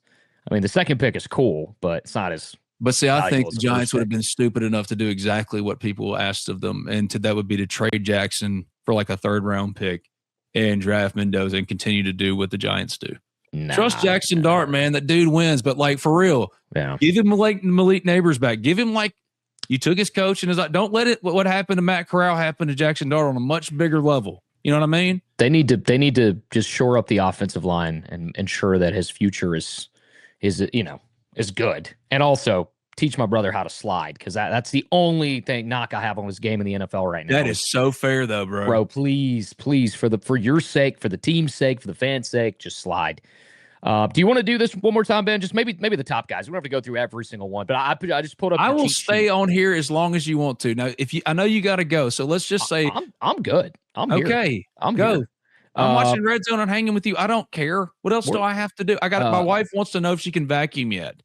Oh, okay. Yeah. Well, we don't want to take up Emily's. No. What I'm saying Sunday is like I started my Sunday. I didn't go to church. It was my fault. I overslept. Legitimately overslept. Didn't do the whole wink, wink. I'm oversleeping. No, I overslept. And 10:36, I got up. My wife was already doing chores and stuff, and she hates doing it. I immediately jumped in with it. We cleaned dishes. We took them out. We're watching Pastor Charlie on the TV. You know what I mean? We're being good Christians, but like we slept in. We feel guilty. Yeah. And so, Jesus, we're going to clean the house. We're going to get after it. I was being a good father to the girls, making them be a part of it. They got to contribute to we, not to me. Man. I took a shower, jumped in here, and now if I get off here with you, you know what I'm going to have to do? Get some work done, huh? Vacuum. Some chores. I was going to say some chores around the house, huh? And I've been walking these floors. I've been thinking to myself, because I'm a domesticated dad, like, dude, these floors are filthy. God, dude. And my daughters, God love them, they got to clean their damn rooms. They got to, man. Like they just have no respect for their things. You hear me? Kids these days, man. Kids these days. Dude, I bought my niece my niece is 11, and she asked me for a CD player this year. And I went, why? I was like a record player? And she was like, no, a CD. And I'm like, a CD player? Like that? I mean, like, and I was talking to my sister. I'm like, she mean like the Discman like we had? Like, is that what she wants? No. She wants a tabletop CD player, like a record player, but for CDs. So I buy her this because she loves K-pop. I guess all the kids are listening to K-pop now. I can honestly say I haven't ever listened to K-pop. I don't know much about it, but she loves that stuff. So I know all about cake pops, like whenever you go to like a sweet shop, because I'm a girl dad. So I know all about the cake. Like friggin' Starbucks. Yeah. That's exactly what I was going to say. We stopped on our way home coming back from New Orleans. Did you get a cake pop? Oh, I didn't. I got me 2 chocolate scones. Heat them bitches up, bro. Woo. Let's go. That's great. Fire too, Sudu. Fire. I believe you. I'm with the Starbucks pastries. But also, like, at least when you get the croissant, you feel like it's fancy bread. So I was like, you got to say croissant, by the way. Like, I'm like, well, screw, I'm buying fancy bread for $6. I love to be obnoxious when I get croissants, and I'll be like, can I get the croissant? The croissant, please. It's like I love when you do stuff like that. Like you're the one that every time I was talking to friends about Trinidad Chambliss, I do what you started. Trinidad. I also before from Michigan. Before I knew, I thought he was from Trinidad. For like when he first came on the scene, I didn't know who he was. I was like, "Is this guy?" Then I saw he's from Michigan. I was like, "Oh, okay, never mind. He's not anywhere close to Trinidad." Anyway, so I buy my niece this CD player, right? And then like within 2 days, she calls me to be like, "Hey, I think you need to order me a new one because this one's just not working." And I was like, "I'm sorry." Like, you just want me to order you a new, because it was like a demand. It was like, hey, it's not working. I tried to charge it. whatever. And I call my sister. I'm like, dude, what? I can't just buy her another $100 plus CD, like a tabletop. Like, what's going on? You are Uncle Sudu. Yes, you got her a gift and it doesn't work. No, it works, dude. It's exactly what I thought it was. I was like, maybe the outlet that she's using isn't a good out. Maybe it's not working. You know what I mean? You have to press the reset the outlet. Yeah. Reset the outlet. Reset button. Of course. Lo and behold, that's exactly what it was. But but hey, you taught her something. Like I've had to teach my girls the same. We're old, bro. I told you this. You ain't listening, man. We old, man. I know. But it's just that entitlement. I was just like, damn, you just expected me to just buy you a brand new one because that one wasn't working? Like, come on. What are we doing here? Why is there... My wife started vacuuming. Oh, okay. I don't even hear it. Oh, she texted me. I said, just bring me something to drink and then close the door. But she started without me. Have you had fun? Have you been fun doing your little talking to your computer? I love that. That's not how Emily sounds, by the way. No, she's perfect. I love her so much. B&A Bank sponsors us. You're going to take the reins, and we got to get this. Yeah, let's hit this. Let's hit this. So we've got B&A Bank, Riverland Roofing. Let me do my sponsors. Get the B&A Bank. Look, see, now you can actually see it. B&A Bank. Look at that with my hand. Look at there. You can see it. B&A. Yeah. It's kind of messy with like Freddie Freeman up there. B&A Bank. Riverland Roofing, 662-644-4297, riverlandroofing.com. Drew Moak of USA Benefits Group, Alan Samuels, Chrysler Dodge Jeep Ram of Oxford, Brian and Mason, both found me in New Orleans. It was awesome. And we interviewed Mason at Manning's. We love those guys. College Corner, Scott, my guy, interviewed you twice in NOLA, and now maybe I'll see all of you in Phoenix. And if I do, hells yeah, God is good. That would be awesome. I don't know how to top New Orleans, but dang it, I think we're going to try, Sudu. And y'all got me there, and it was awesome. So I wanted to thank all of those people. Are you staying with Sean? Did you get that sorted out? Well, that's the thing. Don't ask me live all about these things, Sean. I don't know. Sean's his agent, folks.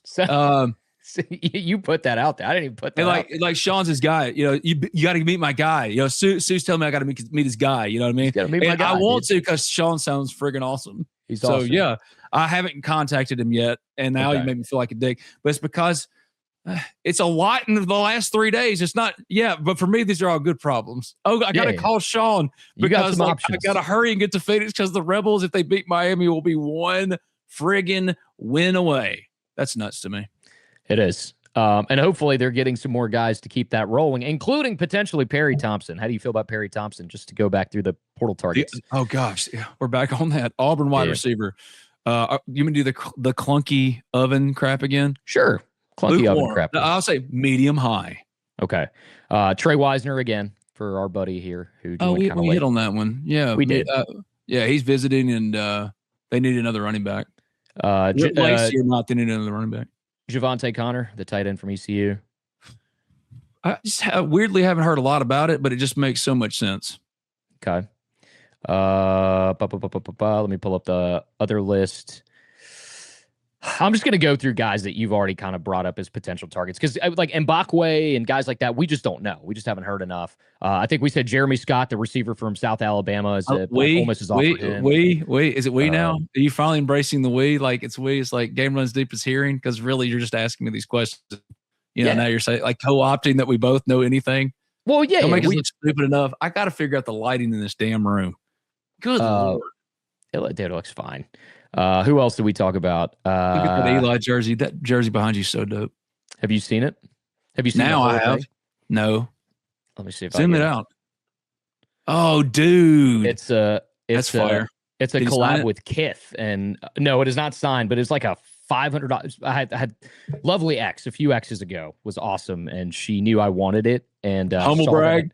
Saw that I'd bookmarked it on Instagram. And bought it from me. It was a great surprise. It was so cool. Well, that's what I'm saying. This is kind of an Ole Miss podcast, and you're wearing a Giants hat. And Eli's a legend. He's now back with the program because the Mannings have returned with Pete Golding. That is an undersold story here. The Mannings are back. The Mannings are back, Ole Miss, and they always have to be associated. And you're telling me we can't get Eli to sign Sudu's jersey? You know what's funny is there into the universe. Put it out there. I've never met the man. I've never met the man. I've met a ton of Ole Miss guys, and Eli's the reason I'm even in sports media. Like he's the reason I'm in broadcasting. And I wrote a column with the Spirit a few years ago whenever he retired. They retired his jersey, I always was like, damn, I hope he sees it. I don't think he ever did, but I could have met him at the Tulane game, except they kicked us off the field like 45 minutes before the kickoff. You're so sweet. What are you doing?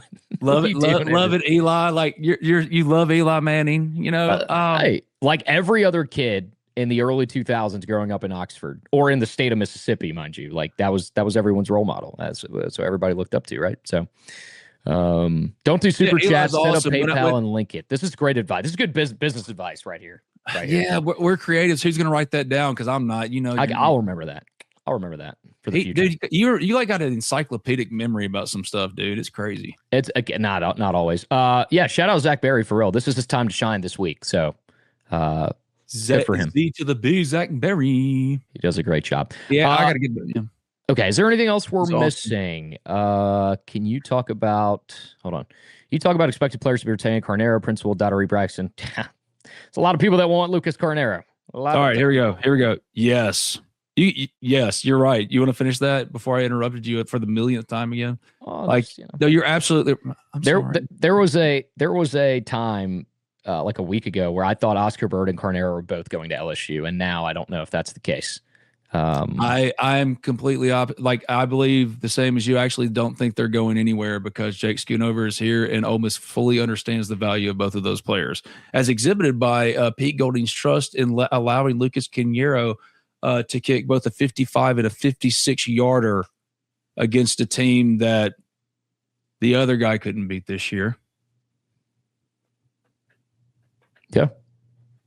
I'm not trying to, suck up all the oxygen with my talking some my trash, It feels like you're slowing down, Ben. Feels like you're slowing down. Well, now that's unfair. Well, because people always get on to me for interrupting Brad and interrupting you. So like I'm trying to be very conscious of everyone but our friend Rebel and Dave. He says I interrupt you. I'm not seeing him in here today. Where is Rebel? That's what's so funny, man, is you and I have been laughing about that ever since he sent that to you in like October. Because it's like both of you and I knew it was completely the opposite in all ways. Oh, man. Oh, all right, let's wrap it up, I guess, guys. It's been real. Thanks for joining us on Game Runs Deep, talking champions here today. Obviously, we got Fiesta Bowl week coming up, so a lot more coverage for Ben on the Ole Miss Spirit. Obviously, game day, we're planning on doing a big all-day kind of live thing. I'll be involved in that. What is this, fellas? I really don't think I've watched anything since Thursday except Sugar Bowl highlights and reactions from different people. That's been my entire Twitter, man. My For You page is just all Sugar Bowl related content. Mine too. It's been nuts. But yeah, thanks for tuning in. Ben, what's your schedule? Do you have set show dates for Talking Champion, like standalone Talking Champion episodes, or what? What should the people be? I have no idea because I forgot, because we got to figure out the time difference too. And I'm not getting there till 9 p.m. Mountain Time, but that'll mean we can still do not New Year's Eve, but the eve of the Fiesta Bowl show, like we did with the New Year's Eve show in New Orleans, But I don't know, man. I don't think I can announce something right now, but like it's only an hour. It's only an hour behind Mountain Time, by the way, from Central. So that makes it way easier. it's 1:37, right? It's 2:37 and see, you already confusing. See, that's why I just say somebody will tell me. It's 2:37. My clock will tell me. Well, I got my watch on. Right, it is. Yeah, because an hour. Yeah. So 2:37 in Oxford. That means it's 1:37 right now in Mountain Time. I'm just excited that I get to go to Phoenix, man. That's what's awesome. Like not just for myself, but like just I'm going to go live as many times as I possibly can for people. Everywhere I am and talking to as many people as I can. Because like I ran into CJ Johnson, my guy, in the Sheridan. He was there with Channing Ward, who coached, not only was an absolute monster for Ole Miss defensively, especially with those big hits on special teams back in the day. Now, because we're old, I told you this, but he was an assistant coach after Ole Miss at New Albany High School just down the road. So like I could have had the thing right there going, hey, yeah, we'll be live for whatever, talking to CJ and them. I want to do that everywhere. And now I might get to do that. Now Sudu's the tech guy and he's not going with me. So, No, here's what Ben does. All right. Ben knows he's tech savvy, but when I show up, he acts like he doesn't know anything. Like after the Tulane game, this man asked me how I should set up how he should set up the tripod. I said, Ben, you've been doing this every game without me. But when I show up, for some reason, this man just is like, I don't know, dude. Do we need the chair? Do we need all the legs? I'm like, Ben. Because I am now to you what Chuck Rounsaville has always been for me. You're not that. It's not quite there yet. You're not quite there yet. Chuck is a traditional magazine newspaper guy who built the website and had a little tech stuff through that, but you're different. You came up in a different time. Don't you dare tell him a different time, dude. I graduated in 2004. That's what you came up in a different time. You graduated in 2004. I thought you graduated in like 2006, 2007. What difference would that make? Because you got to Ole Miss in 2003, didn't you? Right. No, I graduated high school from 2004, Ole Miss in 2008. Oh wait, yeah, okay, that's what I was thinking. Because you're only 9 years older than me. Is that true? Yeah, you're not even a decade older than me, dude. Oh, because I've always known you could kick my ass. I guess that's it.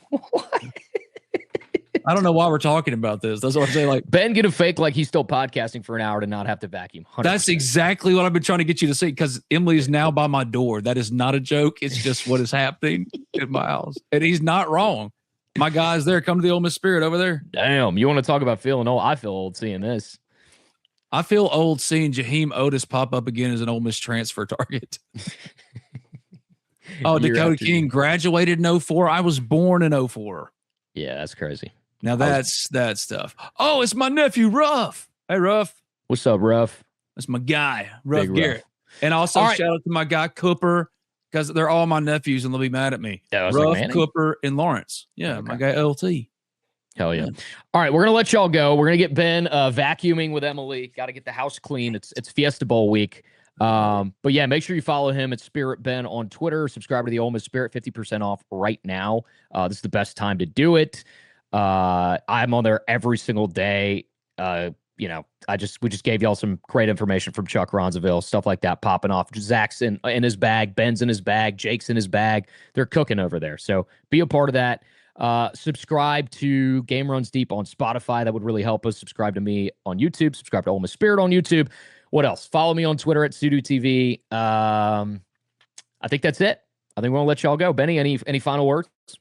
Hey to all my nephews. Thank you all in the chat. Sudu, you're the best. And yep, she keeps standing right here with the vacuum by my door. Emily, I'm trying to get him out. Okay. Dang, dude. You narc. You've always been a narc. That's why you're a little bro. Only when it comes to helping Emily out, bro. That's messed up, man. Messed up. All right, guys. It's been real. All right, Benny. I'll see you sometime this week.